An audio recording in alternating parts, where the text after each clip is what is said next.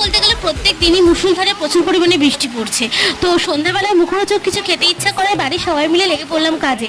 কেউ আর কাজে কর্মে যায়নি বলে এটাই সুযোগ, সবাইকে দিয়ে কাজ করানো যাবে। তো এটা রুটি বেলে ভালো করে এটা দিয়ে সেঁকে নিলাম, দেন এটাকে রেখে দিলাম পাশে। হালকা হালকা সেঁকেছি, বেশি একটা ভাজিনি। তারপরে তেলটাকে গরম করে রুটিটাকে ভালো করে ভেজে নিলাম, দেন একটা ডিম ফাটিয়ে ওর ভিতরে ভালো করে মাখিয়ে নিলাম রুটিটা সারা গায়ে, পুরোটাই লাগাতে হবে কিন্তু। দেন এপিস ওপিট ভালো করে ভেজে নিলাম, ভেজে নেওয়ার পরে আমরা থালার মধ্যে তুলে নিলাম। এক এক করে আমরা সব কটা রুটি ডিম দিয়ে ভেজে নিলাম। আর দেখো এখানে আমরা শসা কুচি, পেঁয়াজ কুচি, লঙ্কা কুচি আর বাদাম আর টমেটো সস আর কাসুন্দি নিয়েছি।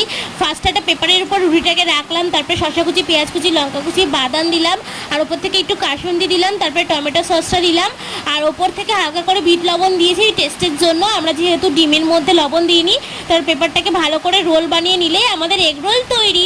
চলো বাই। দেখো ভাই বোন সবাই মিলে খেয়ে নিচ্ছি।